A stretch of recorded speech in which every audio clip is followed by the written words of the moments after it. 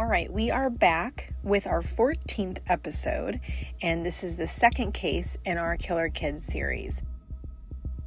Today's case took place in Rhinelander, Wisconsin in 2015. It was the double homicide of Jennifer and Thomas Ayers, who were murdered by 16-year-old Ashlee Martinson. And Ashlee was the stepdaughter of Thomas and the biological daughter of Jennifer. Now, this case did attract international media coverage, but I believe that the Gypsy Rose Blanchard case, which occurred just a few years later, garnered even more attention. So hopefully this is one you haven't heard of. To kick things off, make sure you subscribe to my channel and turn on notifications so you stay updated with the latest episodes. And with that, here we go.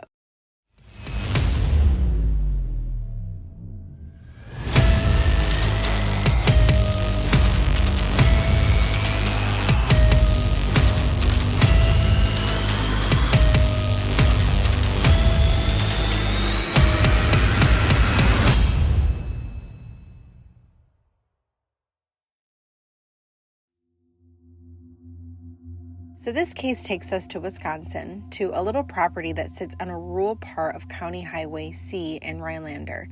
This was where Ashlee Martinson lived with her mom, Jennifer, her stepdad, Thomas, and her 3 younger sisters.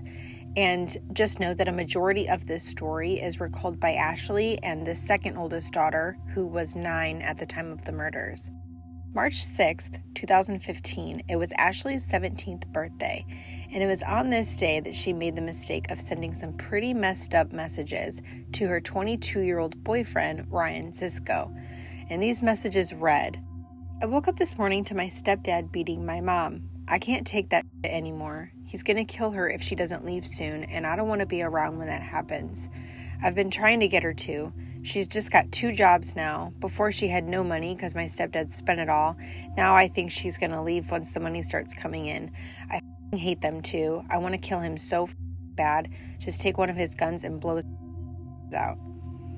Now, on March 7th, 2015, Ashlee, at this point, was already planning on moving out of the house, and she knew her boyfriend would be able to get her far away from the bullshit she was dealing with. And so that following week, she was going to make those plans a reality and finally leave. Well, Thomas and Jennifer got a hold of Ashlee's Facebook account that morning, and they saw that she was talking to this Ryan guy. We don't know if those were the exact messages that they read, but they were quick to confront her about her relationship status, and they forbid her from talking to Ryan again. Jen and Thomas argued back and forth about what the punishment should be, and Jen wanted Ashlee to just leave. Basically didn't give a shit at all, which is just deadbeat mom energy. And then you have Thomas, who says she should be locked in the house till the foreseeable future, which is just sick, nasty, creeper energy. So Ashlee's like, nope. You guys, I'm not staying here, and does what her mom wants, and she packs some stuff and she leaves, and she starts walking towards their closest neighbor's house.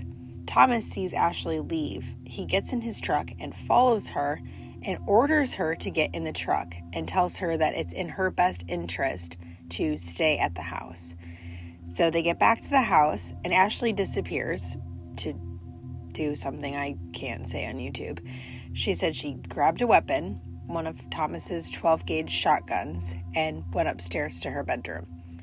Ashlee's sister said that Thomas was curious as to what Ashlee was doing, and so he went upstairs and he started banging really loudly on Ashlee's door, and he was clearly angry. Now, we could only assume that either the door wasn't locked or Thomas kicked it in, and this is when Ashlee made the decision to kill Thomas and shot Thomas once in the neck and shot him once more in the side of the head. Now, the sister and the mom hear the gunshots, obviously, and Jen comes running up the stairs.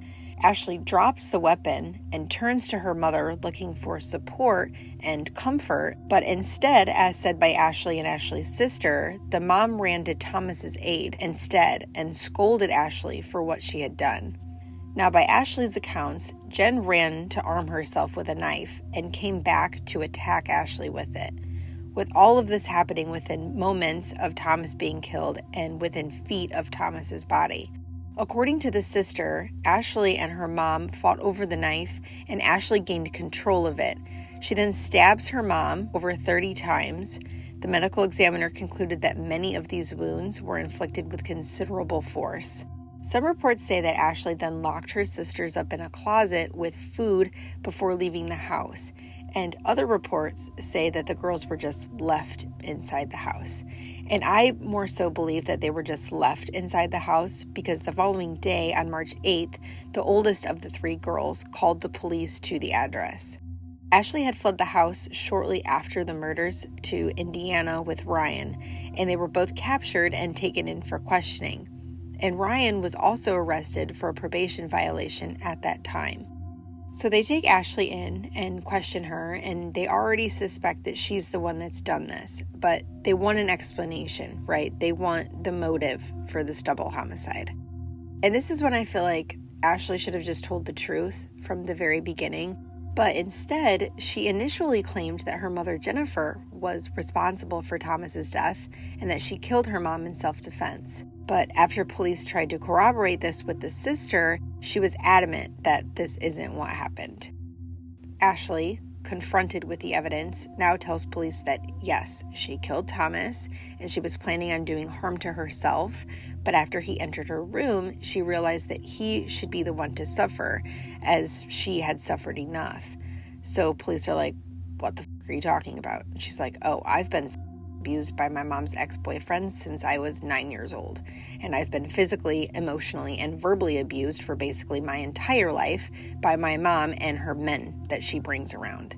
And police are getting the exact same information from the younger sisters in the house, that they were also abused by Thomas on multiple occasions under the eyes of their mother, because their mother was also abused by Thomas as well.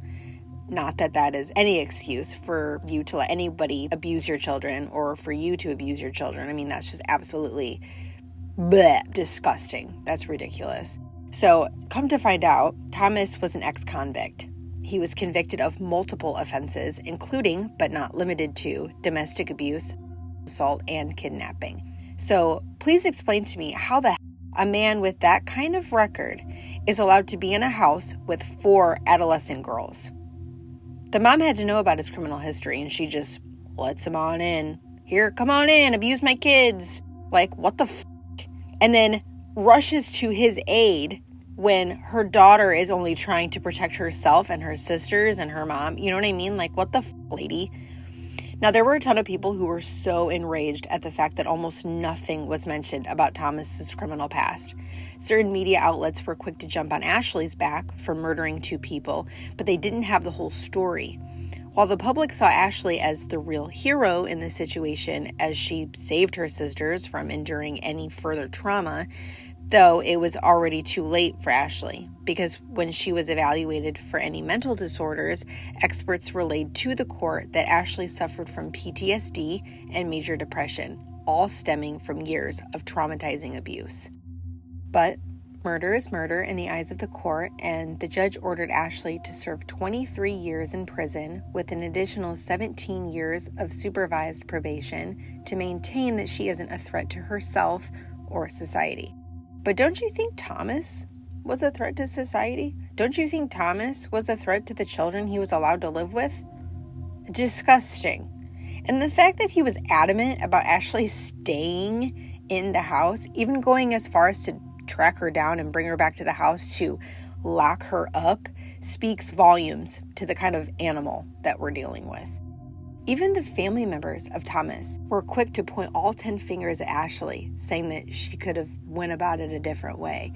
True, but your brother shouldn't be allowed to have or live with children, and he shouldn't be putting his hands or any other parts anywhere near those children. And again, he's not the first male to abuse Ashlee, so this child had already been going through it before Thomas showed up. And Thomas took full advantage of that, which is just another really sick, disturbing part about him. One final thing that I saw in my research was this obituary about Thomas that one of his family members wrote, I'm assuming. Now, they actually suggested a youth organization as a contribution choice to donate to in Thomas's name. This charity is called ROC, which is founded by Dwayne "The Rock" Johnson, and it, quote, creates a platform of hope and possibility for children worldwide by providing programs designed to enrich and empower the lives and self-esteem of children who are hospitalized for medical disabilities, disorders, and illnesses. They also suggest any other youth-related charities, as if their brother's name should have anything to do with the protection of children. Just a failed last-ditch attempt at trying to prove their brother isn't a piece of shit, while simultaneously disregarding the real abuse of 4 children at the hands of Thomas. Unfucking believable. But that is it for today's blood-boiling episode. As always, your subs and your love are greatly appreciated. I hope you enjoyed it, and I will see you at the next one.